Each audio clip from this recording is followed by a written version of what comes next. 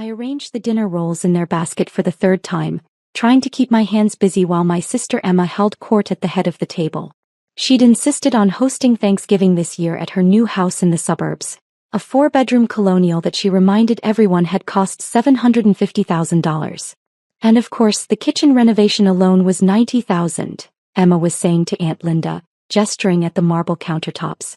But when you're a senior marketing director at Peterson & Associates, you can afford to invest in quality.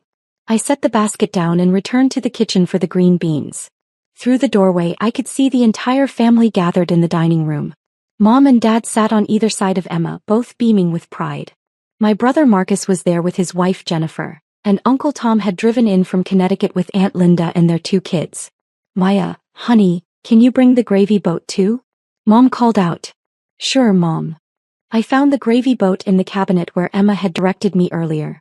Everything in her kitchen had a specific place, and she'd made sure to show me where the help items were stored, as she'd put it.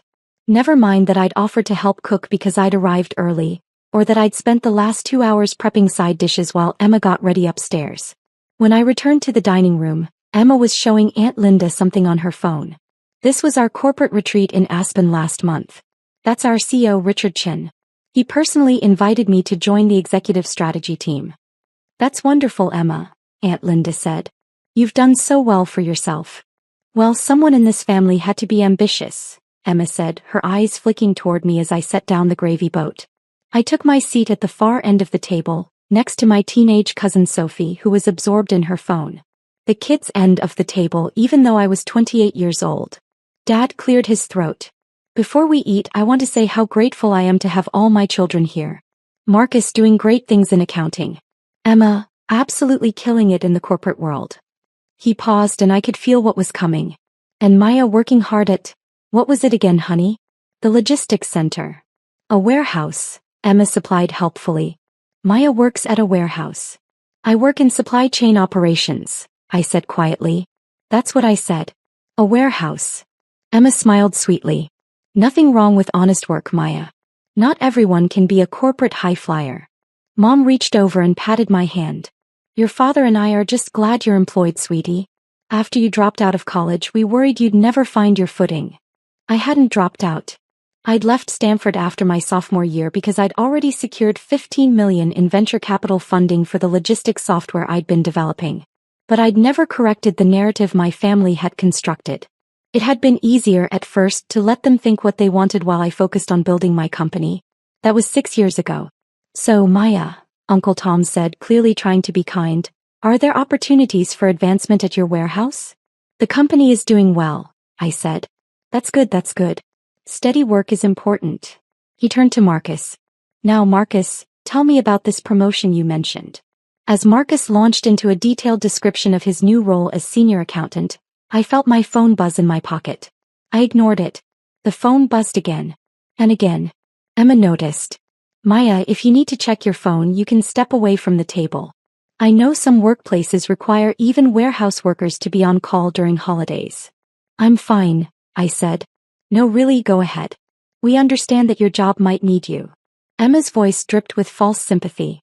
"It must be stressful working in a job with no stability." I pulled out my phone, more to stop Emma's commentary than because I wanted to check it.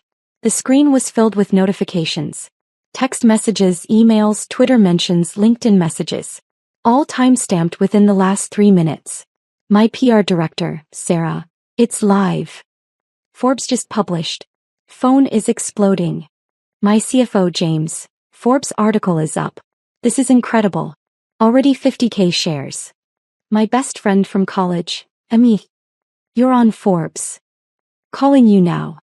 And then I saw the headline that had been shared to my messages at least 20 times. "Tech's quietest billionaire. How Maya Chin built a $4.2 billion empire while her family thought she worked in a warehouse." My stomach dropped. Around the table, other phones started buzzing. Sophie looked at her screen and her eyes went wide.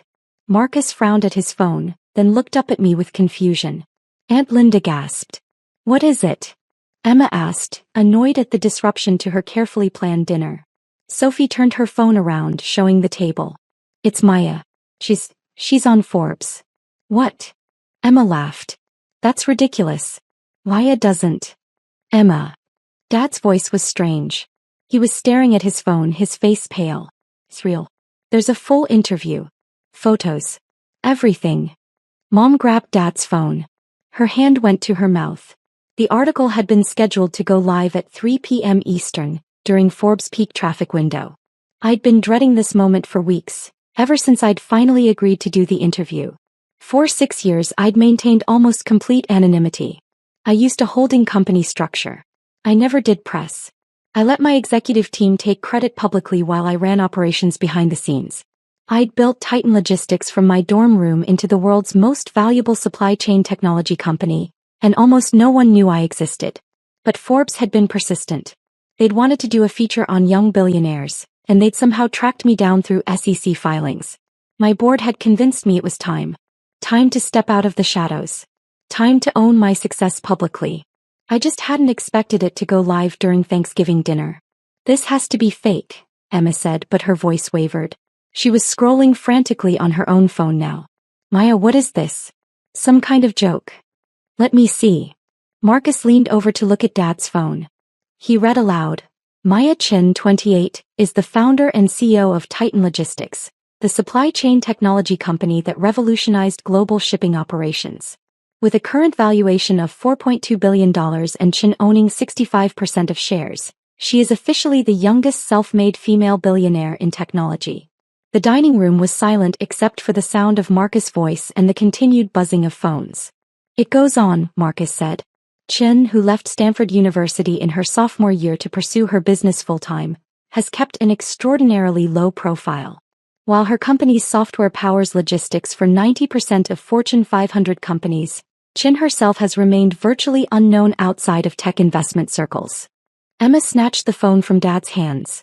She read silently, her face going through a series of expressions. Disbelief, shock, confusion, and finally something that looked like anger.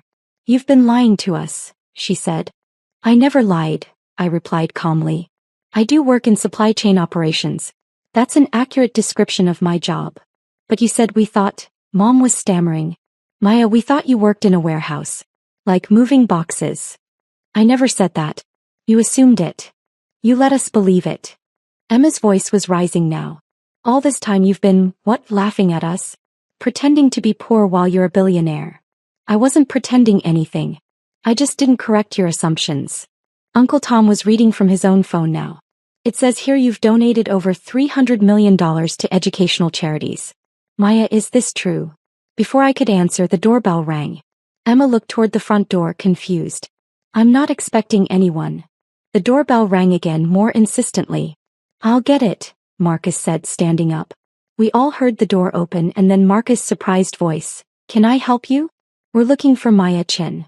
A woman's voice, professional and urgent. We're from CBS Evening News. We understand she's here for Thanksgiving dinner. We'd like to request an interview. Emma's face went white. CBS News is at my house? Marcus returned to the dining room, followed by a woman in a professional pantsuit holding a microphone and a man with a camera. They say they need to speak with Maya. The reporter, whose face I recognized from television, smiled professionally. Miss Chin, I'm Rebecca Walsh from CBS Evening News. We've been trying to reach you since the Forbes article went live 20 minutes ago. Your PR team gave us this address. Would you be willing to do a brief interview for our evening broadcast? Every face at the table turned to me. How did you know I was here? I asked. Your company's PR director, Sarah Martinez, provided the information. She said you'd want to control the narrative. Rebecca Walsh glanced around the table. We can do this outside if you'd prefer privacy. My phone rang. Sir. Excuse me, I said, standing up. I walked into Emma's pristine living room and answered. Sarah.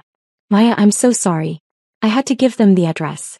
There are 17 news organizations trying to find you. ABC, NBC, CNN, Bloomberg, The Wall Street Journal. Everyone. The article is viral. It's the top trending story on Twitter. We're getting interview requests from Good Morning America, 60 Minutes, The Tonight Show. This is massive. I could hear the chaos in the background of her call. Phones ringing, people talking over each other. How massive? The Forbes article has been shared 400,000 times in 20 minutes. Your company's stock in the private markets has already jumped 30%. Maya, people are calling you the next tech legend. They're comparing you to Steve Jobs and Elon Musk for the secrecy angle. I closed my eyes. This was exactly what I'd been afraid of. What do you need me to do? I asked. CBS is there now. Do the interview. 5 minutes, sound bites only.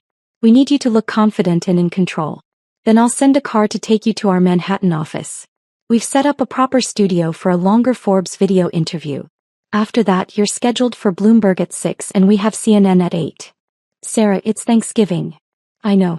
I'm sorry. But this is happening whether we control it or not. Better to get ahead of it. I looked back toward the dining room, where I could see my family still sitting in stunned silence around the table, and Rebecca Walsh waiting patiently with her cameraman. Hey, I said. Send the car. I'll do CBS now. I walked back to the dining room. Ms. Walsh, I can give you 5 minutes. Perfect. Can we do this in front of the house? Better lighting. As I moved toward the front door, Emma finally found her voice. Wait. Just wait. Maya, you can't just, there's dinner. You can't leave. I have interviews scheduled, I said. Interviews? You're just going to abandon Thanksgiving because you have interviews. I turned to face my sister. She looked smaller somehow, standing in her expensive kitchen in her designer dress, realizing that everything she'd just spent hours bragging about meant nothing compared to what I'd built.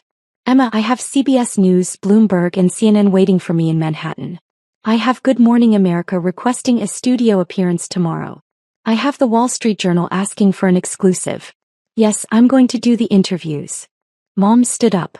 Honey, we had no idea. You never told us. You never asked, I said simply. You assumed I'd failed and I let you think that because it was easier than explaining. Dad was still staring at his phone. $4 billion. Maya, how is this possible? I built a company. I worked hard. I made good decisions.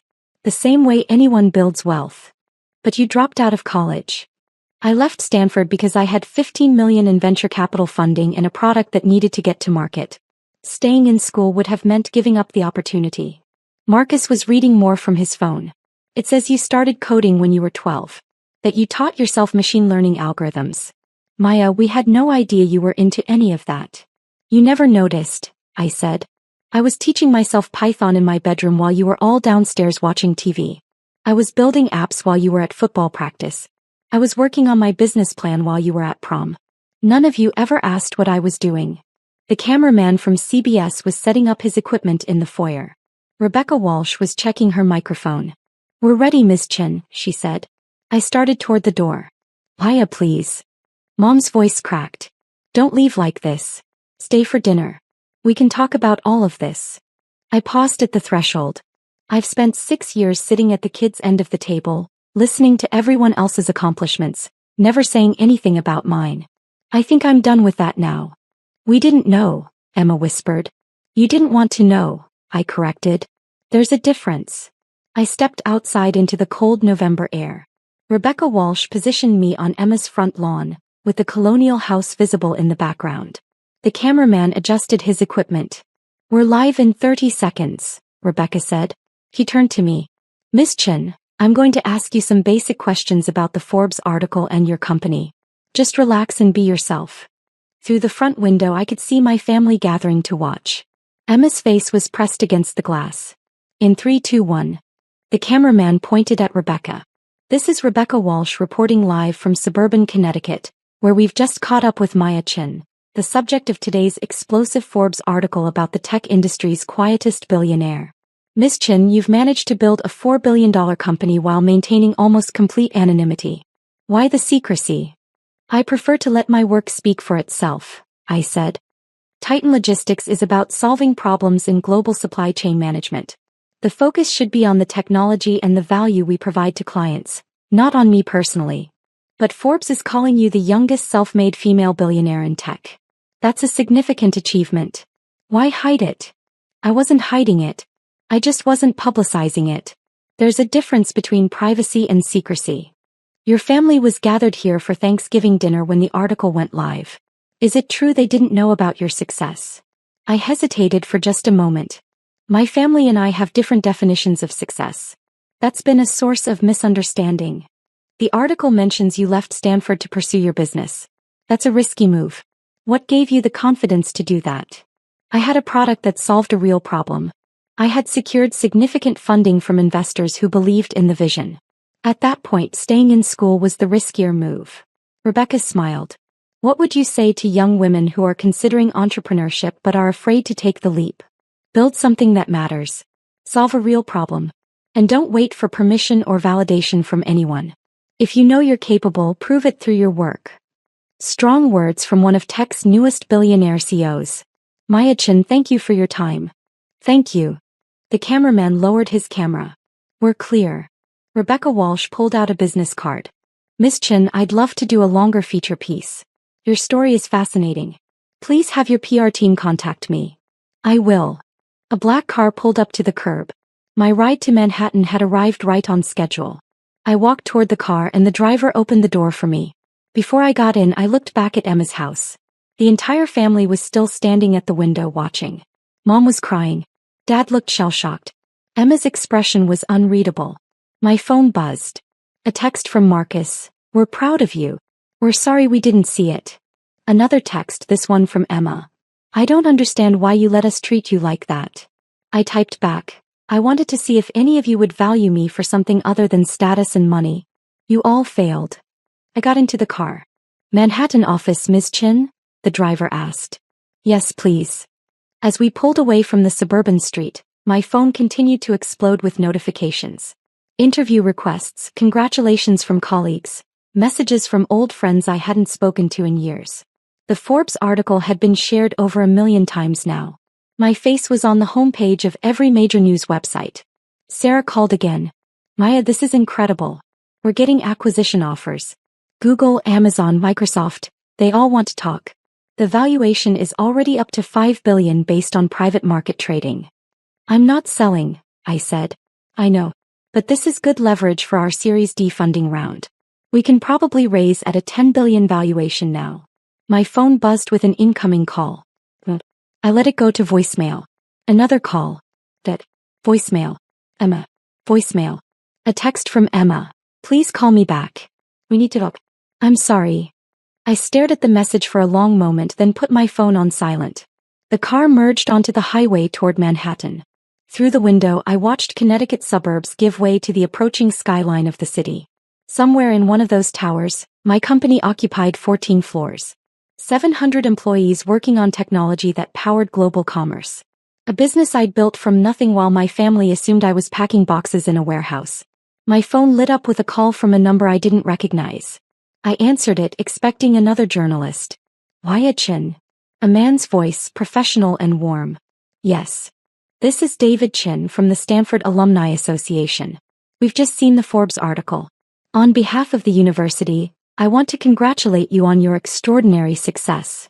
I almost laughed. Stanford calling to congratulate the dropout. Thank you, I said. We'd like to invite you to speak at this year's commencement ceremony. We think your story about leaving college to pursue entrepreneurship would be incredibly inspiring to our graduates. Would you be interested? Let me think about it, I said. Of course. I'll have my assistant send over the details. And Maya? We always knew you were special. We're proud to count you as a Stanford affiliate, even if you didn't complete your degree. After I hung up, I received another call. This one from Uncle Tom. I answered. Maya, it's Uncle Tom. Honey, I just wanted to say your aunt and I had no idea. We're so proud of you. If you need anything, if there's any way we can help with your business, Linda's brother is a corporate attorney, and I have connections in. Uncle Tom, I appreciate that, but I have a full legal team and all the business connections I need. Right, of course. Of course you do. I just wanted you to know we're here for you. Thank you. And Maya? What Emma said at dinner about you pretending she didn't mean it. He's just shocked. We all are. I understand. Will you come back? For dessert maybe? Emma made 3 pies. I have interviews all evening. I won't be able to make it back. There was a long pause. Your mother is very upset. I'm sure she is. She wants to talk to you. To explain. There's nothing to explain, Uncle Tom. Everyone made their assumptions about my life and I let them. Now they know the truth. That's all. Another pause. You're not angry, are you? No, I said honestly. I'm not angry. I'm just done accepting being treated as less than I am. When I hung up, Sarah texted me, "You're trending #1 on Twitter worldwide." The hashtag warehouse billionaire is everywhere. I looked at Twitter. He was right. Thousands of tweets about my story. About the tech industry's hidden billionaire. About the woman who let her family believe she'd failed while she built an empire. Some of the tweets were supportive. Maya Chin is my hero. She didn't need validation from anyone. Others were critical. Why would you lie to your family like that? That's cruel. But most were simply amazed. Imagine sitting at Thanksgiving dinner and finding out your sister is a secret billionaire. The car pulled up to my company's building in Midtown Manhattan. The driver opened my door and I stepped out onto the sidewalk. A small crowd had already gathered, photographers, reporters, people who'd somehow figured out I'd be here. Miss Chin, can we get a photo?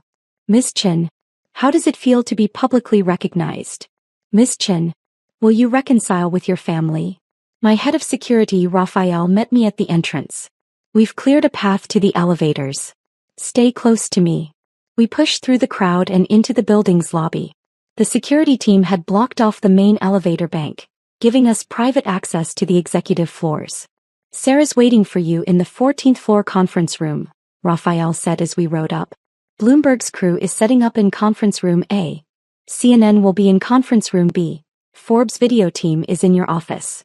How many people are in the building right now? About 40. Mostly media and your PR team. Some of the executive staff came in when they heard the news. Everyone wants to congratulate you. The elevator doors opened to my floor. The main hallway had been transformed into a media center. Cameras, lights, producers talking on phones, assistants carrying equipment. Sarah rushed over the moment she saw me. Okay, here's the plan. Bloomberg in 10 minutes. That's a 20-minute interview focused on the business fundamentals and valuation. Then Forbes video for their expanded online feature, that's 30 minutes. Then CNN at 8, that's a 15-minute segment for their primetime show. After that. Sarah, stop. I held up my hand. I need 5 minutes. Alone. She looked worried. Maya, we're on a tight schedule. 5 minutes. I walked past her into my office and closed the door. The Forbes video crew had set up lighting around my desk, making the whole space look like a television studio. But for now it was empty. I sat down in my chair and looked out the window at the Manhattan skyline. From here I could see across the city to where JFK Airport's planes circled in the distance. Somewhere in this view, thousands of shipments were moving through systems powered by my software. Trucks on highways, containers in ports, packages being sorted and routed, all of it coordinated by algorithms I'd written. My phone buzzed. Another text from Emma. Please talk to me. I'm your sister. I love you. I replied, you loved the version of me you thought failed. You felt superior to her. That's not the same as loving me. Emma, that's not fair. Me, isn't it? You introduced me to your friends as your warehouse worker sister. You made jokes about my life every chance you got. You felt better about yourself because you thought you were more successful than me. Emma, I didn't know. Me, that's the point. You didn't care to know. You never asked about my life, my work, my goals. You just assumed I had failed and you had succeeded and that made you happy. 3 dots appeared showing she was typing. Then they disappeared. Then appeared again. Finally, what do I do now? I stared at that message for a long moment. Me, that's not my problem to solve, Emma. A knock on my door. Sarah peeked in. Maya, Bloomberg is ready. I stood up, smoothed my clothes and took a deep breath. Let's do this. The Bloomberg interview went smoothly. The reporter, Jennifer Martinez, asked intelligent questions about the technology, the market opportunity, and my vision for the company's future. She didn't ask about my family, which I appreciated. The Forbes video interview was more personal. They wanted the human interest angle. The young woman who built a billion-dollar company in secret. I kept my answers professional but warm. Yes, I'd always been interested in technology. No, I didn't regret leaving Stanford. Yes, I planned to continue running the company myself rather than selling. By the time CNN set up for their interview at 8 o'clock, I was exhausted. But their correspondent, Michael Chin, dove right in with the question everyone wanted answered. Miss Chin, social media is exploding with interest in your Thanksgiving dinner story. Can you tell us what happened when your family discovered your success? I considered my words carefully. My family and I have had different perspectives on what I've been doing for the past 6 years. Today those perspectives aligned. Your sister posted on Facebook that she had no idea about your business success. How is that possible? I kept a low profile intentionally. I used holding companies and let my executive team be the public face of Titan Logistics. Most people in my personal life didn't know. But your family, surely they must have noticed something? They noticed what they wanted to notice. I was happy to let them focus on their own achievements. Michael leaned forward. There's a lot of speculation online that you deliberately deceived your family. Is that accurate? I never lied to anyone. I simply didn't correct their assumptions. That's not deception, that's privacy. Do you plan to reconcile with your family after this? That depends on them, I said. I've always been willing to have an honest relationship. The question is whether they're willing to see me as I actually am, rather than as they assumed I was. The interview wrapped at 8:30. Sarah immediately pulled me aside. That was perfect. Honest but not bitter. Strong but not arrogant. The public is going to love you. I don't care if the public loves me, I said. I care about running my company. Well, good news on that front. The publicity has already resulted in 3 major retailers reaching out about implementing our logistics software. This story is worth at least $1 billion in free advertising. My phone rang. Mom again. I answered this time. Maya, honey, please come back. Everyone's still here. We want to celebrate with you. Mom, I have more interviews tomorrow morning. I'm staying in the city tonight. Tomorrow then. Come for breakfast. We can all talk properly. I don't think that's a good idea. Maya, we're your family. We love you. You love the idea of having a successful daughter now that you know I'm successful. That's not the same thing. That's not fair. We've always loved you. Mom, when was the last time you asked me about my work? About my life? About anything I was doing? Silence. Exactly, I said. You were content to believe I'd failed because it made your other children's achievements look better by comparison. That's not love. That's convenience. Maya. I have to go, Mom. I'll call you in a few days. I hung up before she could respond. Sarah was watching me carefully. You okay? I'm fine. You know, you could leverage this situation. The family drama angle is making you even more sympathetic. We could. No, I said firmly. I'm not using my family dysfunction for PR purposes. Hey. Okay. She held up her hands. Just know that the option is there. My phone buzzed with a notification. Someone had created a Wikipedia page about me. I scrolled through it, reading a summarized version of my life written by strangers. It was surreal. Another notification. Good Morning America wanted me in their studio at 7 a.m. The Tonight Show wanted me for next week. 60 Minutes was requesting a full profile. Sarah, I can't do all of these. You don't have to. But I recommend GMA tomorrow and maybe The Tonight Show next week. After that, we can be more selective. I nodded. Book them. Already done. You have a car picking you up at 6 a.m. for the GMA appearance. I've reserved a room for you at the Four Seasons tonight so you can rest. Thank you. She squeezed my shoulder. Maya, for what it's worth. What you built is incredible. With or without your family's recognition. Don't let their response diminish what you've accomplished. After Sarah left, I sat alone in my office, staring at the city lights. My phone continued to buzz. Congratulations from business associates, interview requests from media outlets, messages from old acquaintances suddenly wanting to reconnect. Nothing from anyone in my family except Emma's increasingly desperate texts. At 10 p.m. I finally left the building. Raphael escorted me to the waiting car and we drove to the Four Seasons. The hotel had given me a suite and the staff treated me like royalty. Everyone had seen the Forbes article. Everyone knew who I was now. In the privacy of my suite, I finally allowed myself to process the day. 12 hours ago, I'd been setting out dinner rolls in Emma's kitchen. Now I was the most talked about person in technology. My phone rang one more time. A number I didn't recognize but with a Connecticut area code. I answered. Maya? It's Dad. Hi, Dad. I wanted to apologize. For what I said at dinner.